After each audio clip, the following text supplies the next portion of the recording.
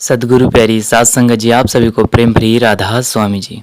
सात संगत जी, देखिए आज हम देखेंगे कि क्या सच में हमारे प्यारे संत सदगुरु बाबा जी हमें दर्शन देने आते हैं।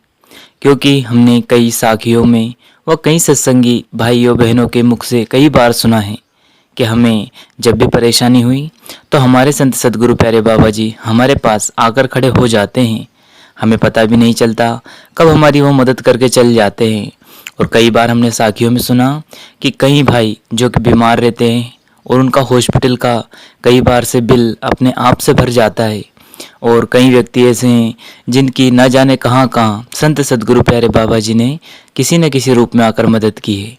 तो यह सभी सवाल जवाब हर एक के मन में चलते रहते हैं। और जब हम परेशान होते हैं तो हमारे मन में यह ख्याल जरूर आता है कि हमने साखी में व कई सत्संगी भाइयों बहनों के मुख से यह सुन रखा है कि प्यारे बाबा जी जरूर हमारी मदद करने आते हैं। फिर हमारे मन में सवाल उठते हैं कि हम तो इतने दिन से परेशान हैं, मुसीबत में हैं, बीमार हैं, दुखी हैं, धन का अभाव है, हमारी तो कभी प्यारे बाबा जी आकर मदद ही नहीं करते। तो सत्संग जी देखिए, ऐसा नहीं है। यहाँ सभी चीज़ें हमारे ऊपर निर्भर करती है। जितना हमारे अंदर उस मालिक के प्रति प्रेम, श्रद्धा और विश्वास होगा, उस कुल मालिक से उतनी ही ज़्यादा नज़दीकियाँ रहेंगी जी। साथ संगत जी देखिए, यहाँ विषय बुद्धि और तर्क का नहीं है। यहाँ तो समर्पण और विश्वास के साथ साथ प्रेम का है। जिसका जितना ज़्यादा संत सदगुरु प्यारे बाबा जी पर विश्वास होगा, जितनी प्रीत होगी और जितना उन पर भरोसा होगा, वह मालिक उतने ही ज़्यादा उनके करीब होगा जी। साथ संगत जी, हम क्या करते हैं, हम तर्क और बुद्धि लगाकर यह चीज़ को पाना चाहते हैं, यानी उस कुल मालिक के प्रेम को पाना चाहते हैं। तो वहाँ मालिक देखिए, क्या उसके पास विवेक नहीं, क्या वो उसके पास बुद्धि नहीं, वहाँ सब कुछ सबका दाता है, उसके यहाँ भंडार है, उसके किसी चीज़ की कमी नहीं है। सिर्फ उसको कमी है तो एक विश्वास की, एक भरोसे की और एक उसके परम पिता परमात्मा के अनंत प्रेम की। जिसने उससे प्रीत लगानी है, जिसके वहाँ आना चाहता है, उसका उस व्यक्ति का वह भाव देखता है। कभी भी उसके पास ये नहीं देखता कि उसके पास कितनी संपत्ति है, कितना उसका मान सम्मान है, कितना उसका नाम है। जब भी वो मालिक जिसके पास भी आता है, सिर्फ उसका भाव देखता है, चाहे फिर वो अमीर हो या निर्धन हो। तो हमारे मन में हमेशा सवाल रहते हैं कि हमारे प्यारे बाबा जी तो हमारी मदद करने आते ही नहीं। ये जो हम साखियाँ सुनते हैं, सत्संगियों भाइयों बहनों के मुख से सुनते हैं, यह सब झूठी बातें हैं। और सच है, हमें झूठी लगने लग जाती है, क्योंकि हम वहाँ पर तर्क और बुद्धि का इस्तेमाल करते हैं, ना कि प्रेम और स्वभाव का। क्योंकि जो हमारा स्वभाव है, हमारा प्रेम है, वहाँ संत सदगुरु से अब तक जुड़ा ही नहीं। हम उस नाव में बैठे ही नहीं जो कि हमें संत सदगुरु के नज़दीक ले जाए। इसके लिए हमारी जीवात्मा यानी उस आत्मा को परमात्मा को समर्पण करना होगा। और इसमें अगर सबसे कोई बड़ी बाधा है तो वो हमारा मन है। मन कभी भी हमें उस मालिक के करीब जाने ही नहीं देता। हमेशा हमें जब भी मालिक के नज़दीक जाने का मौका मिलता है, यह मन तर्क वितर्क करके बुद्धि लगाकर उसे उस मार्ग से भटका देता है। तो सत्संग जी देखिए, हम अंत में आपको बताना चाहते हैं कि ऐसा नहीं है। जो भी हम साखियों में सुनते हैं या किसी सत्संगी भाइयों बहनों के मुख से सुनते हैं कि बाबा जी ने हमारे बहुत ही मदद की, हम परेशान थे, वहाँ आकर खड़े हो गए। और कई बार हमने यह भी सुना है कई सत्संगी भाइयों बहनों के बारे में कि जो बहुत निर्धन थे और अपना हॉस्पिटल में इलाज भी नहीं करवा पा रहे थे।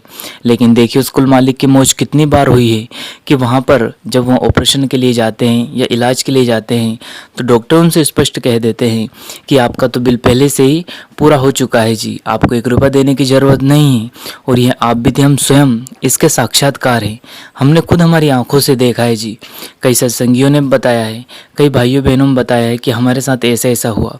तो यहाँ कोई झूठी और वर्णित कोई साखियाँ नहीं होती जी। यह सब एक समय के साथ एक वृतांत होता है जो किसी न किसी के साथ जरूर होता है, क्योंकि वह कुल मालिक को किसी भी चीज़ की वाह वाह की ज़रूरत नहीं है। और हमारे प्यारे बाबा जी कभी नहीं कहते कि मैं भगवान हूँ, वह तो कहते हैं मैं खुद आपकी तरह एक आम इंसान हूँ, एक सेवादार हूँ। लेकिन देखिए, वो कुल मालिक कभी ये नहीं कहेगा कि मैं ईश्वर का रूप हूँ। लेकिन हमें उस पर अगर विश्वास है, पूरा भरोसा है, अगर समर्पण है, तो हमारी ज़रूर मदद करता है। अब देखिए, बात आती है कि हमारे साथ ऐसा क्यों नहीं होता। हमने कई साखी और सत्संगी भाइयों के बारे में सुना है, लेकिन जब हम दुख में होते हैं, मुसीबत में होते हैं, परेशान होते हैं, कोई रास्ता नहीं दिखता, तो हमारे साथ क्यों नहीं होता। होगा, ज़रूर होगा, लेकिन सबसे पहले हमें उस कुल मालिक को साथ शरीर पूरा समर्पण करना पड़ेगा। उससे कहना पड़ेगा, मेरी एक श्वास श्वास तेरी है, मेरा एक कर्म तेरा है, मेरा एक हर एक रुपया तेरा है। जो भी धन दौलत हर कुछ समर्पित करना पड़ेगा। और जिस दिन आपने समर्पित कर दिया, उसके बाद जो भी होगा उस मालिक का होगा, आपका कुछ भी नहीं होगा। उसको कह दो कि आज से मेरा सब कुछ और मैं स्वयं तेरा हो चुका हूँ। अब अच्छा हो या बहुत अच्छा हो, या बुरा हो या बहुत बुरा, अब मेरा नहीं होगा। जगत हंसी होगी तो तेरी होगी मालिक, मेरी नहीं होगी। इसलिए अब तू जान, तेरी कहानी जाने। एक बार अपने सच्चे मन से अपने आप को समर्पण करके देखो।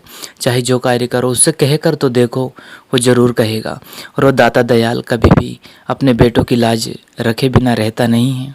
वह कभी भी आपकी लाज को संभाल कर रखेगा। कभी भी आपकी जो परेशानी है उसको, दुख को दुनिया के आगे जाहिर नहीं होने देगा और किसी के आगे हाथ नहीं फैलाने देगा। यह हमारा विश्वास है जी। एक बार उस कुल मालिक के प्रति अपने विश्वास को समर्पण भाव से अर्पण करके तो देखिए, वह क्या नहीं करता। वह दाता दयाल है, पूरी कायनात का पिता है। वहाँ देने की क्षमता रखता है तो जानने की क्षमता भी रखता है जी। लेकिन हमारे तर्क वितर्क के कारण हम उस कुल मालिक से बहुत दूर होते चले गए जी। इसके देखिए कारण हम खुद हैं। हमने ही अपने ज्ञान और बुद्धि के बल पे उसको ढूंढने की कोशिश की। लेकिन वह ज्ञान अगर बुद्धि से मिलता तो हमारे वैज्ञानिक व कई साइंटिस्ट व कई ऐसे मनोवैज्ञानिक लोग हुए जो कभी के उस मालिक को ढूंढ लेते। वहाँ तो बसता है तो प्रेम और समर्पण में, भाव में। वो भाव का भूखा है, ना कि आपके धन का भूखा है। इसलिए उसे एक बार पुकार कर देखिए। देखिए माता शबरी ने 6000 वर्ष तक प्रभु श्री राम जी का इंतजार किया। आखिरकार वो दिन आया जब स्वयं ईश्वर उनके यहाँ चल कर आए और दर्शन दिए और झूठे बेर खाए। ये प्रेम, ये भाव, ये श्रद्धा होती है जो मालिक को अपने करीब खींच कर ले आती है जी। अगर हम अपने तर्क और वितर्क, बुद्धि, विवेक का इस्तेमाल करके उसको ढूंढने की कोशिश करेंगे, वह कभी नहीं मिलेगा। जब भी मिलेगा समर्पण से मिलेगा, त्याग से मिलेगा, भाव से मिलेगा, प्रेम से मिलेगा। हमारे अंदर अगर ये गुण नहीं है, समर्पण नहीं है, त्याग नहीं है, प्रेम नहीं है, भाव नहीं है, तो हम मालिक कभी नहीं मिलेगा जी। चाहे आप 10 साल, 50 साल, 100 साल तक उसको ढूंढते रहें, वह नहीं मिलेगा। ध्यान रखें, उस कुल मालिक ने जितना हमें दिया है, शायद ही दुनिया की कोई दौलत हमें या कोई इंसान हमें खुश कर पाता। जितना उसने दिया है हम उससे बहुत खुश है।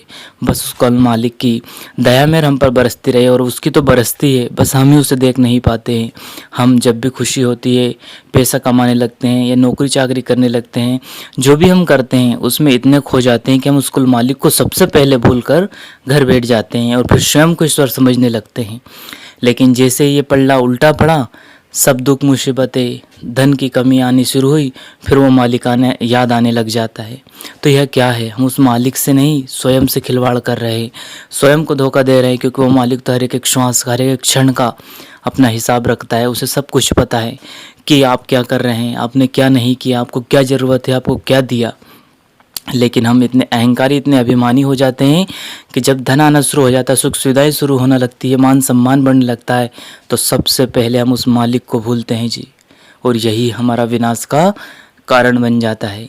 कोई और कारण नहीं रहता, हम स्वयं हमारे विनाश के कारण हैं।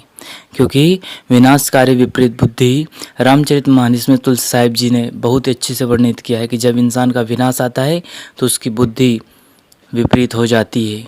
वही क्यों? क्योंकि वह मन ने तर्क वितर्क करना शुरू कर दिया।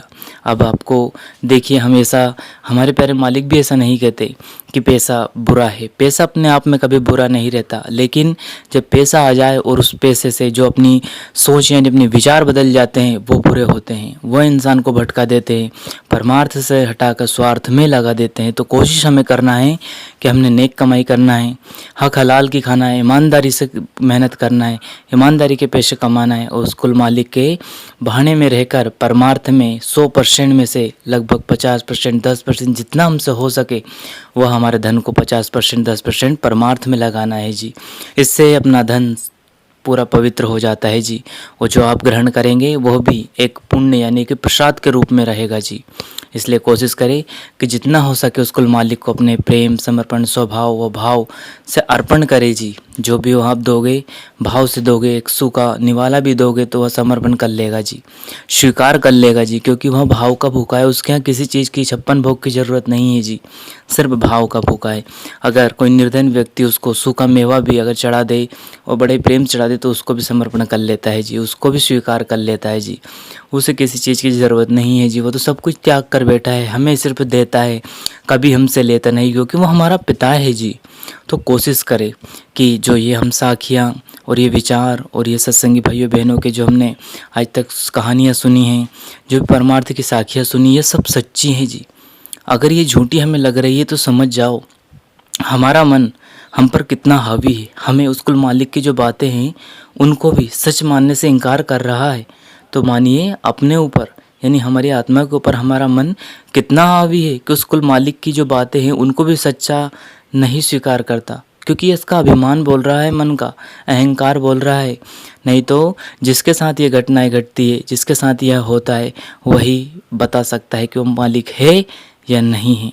हमने कई साखियों में कई बार देखा है, आपने भी कई बार सुना होगा, कुल मालिक स्वयं आ जाते हैं मदद करने के लिए, बस वो रूप कोई और धर लेते हैं, पता नहीं चलता। लेकिन अगर ये आंखें उस कुल मालिक का दीदार अंदर से कर चुकी हैं तो बाहर वो बहुत जल्दी उसको समझ सकती है।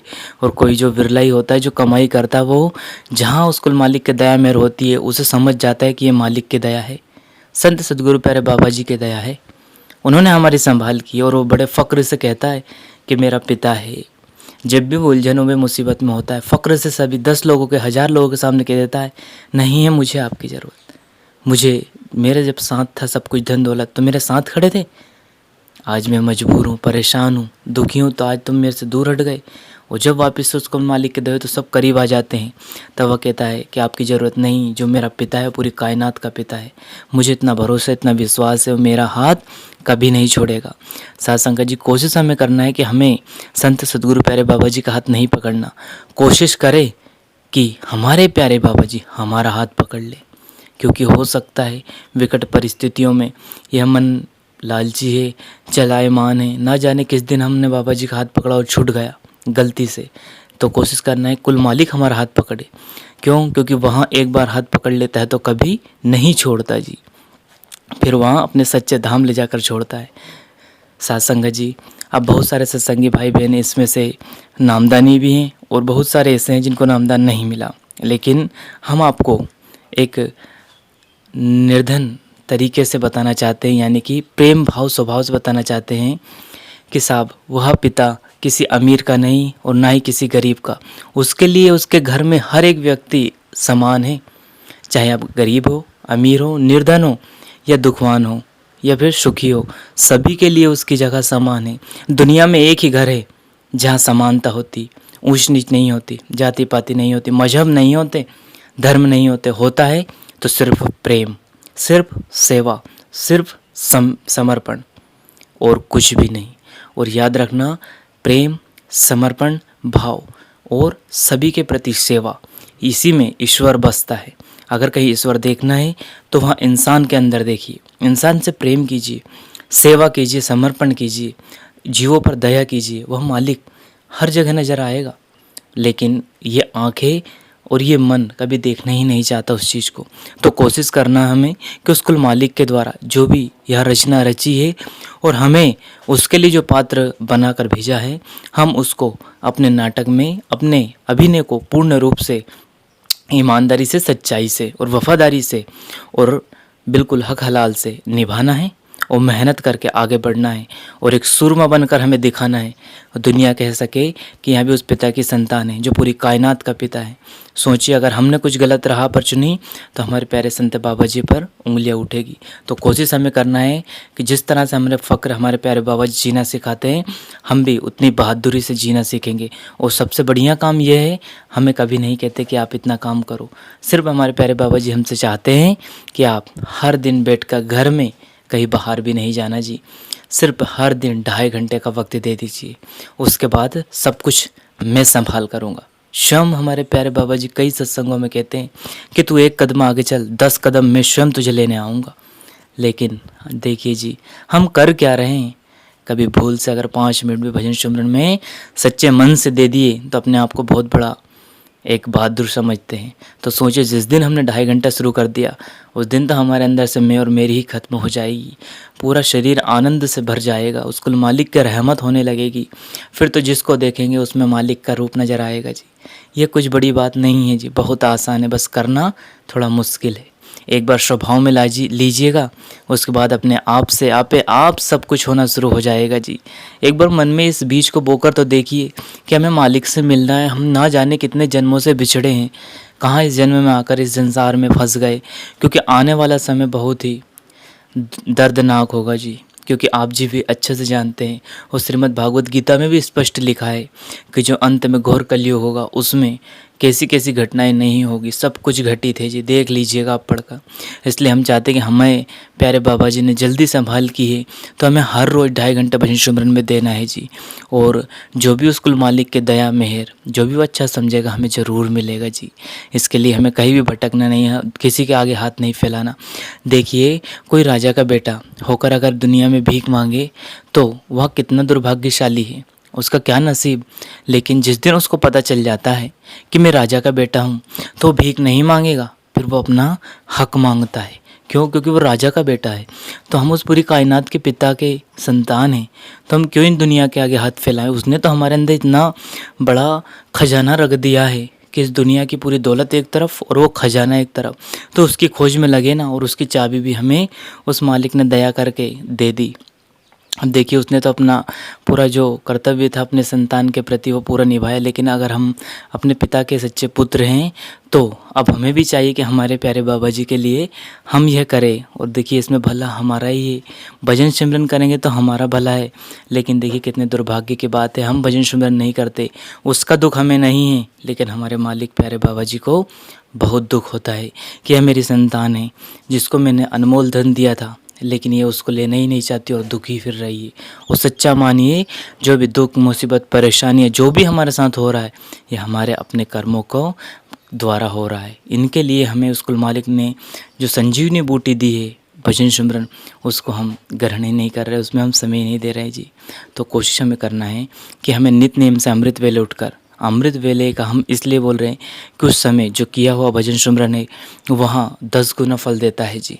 इसलिए बार बार हम अमृत वेले की कहते हैं। और ऐसा नहीं है, हमारे प्यारे बाबा जी तो ये कहते हैं कि जब आपकी इच्छा हो, आपका मन अच्छा हो, मन को लगे कि भजन सिमरन करना है तो चाहे जो समय हो आप भजन सिमरन में बैठ जाएं जी। लेकिन इस बात का विषय ध्यान रखें, सिमरन करने के बाद भजन पर जरूर बैठना है जी। और कुल मालिक के घर से आ रहे अनंतनाथ को हमें ध्यान से सुनना है जी, क्योंकि उसके बिना हमारा यहाँ से आवागमन चक्कर से मुक्त होना असंभव है। वही है, वही रामधुन है, वही हरिधुन है, वही हरि कीर्तन है, वही अनंतनाद है, वही वह आकाशवाणी है। तब अगर वह हमारे अंदर जागृत हो गई, हमें सुनाना देना शुरू हो गई, तो मानिएगा हमारी इस आवागमन से मुक्ति बिल्कुल संभव है। साथ संगत जी, यह वीडियो थोड़ा लंबा हो गया, इसके लिए हम माफ़ी चाहते हैं।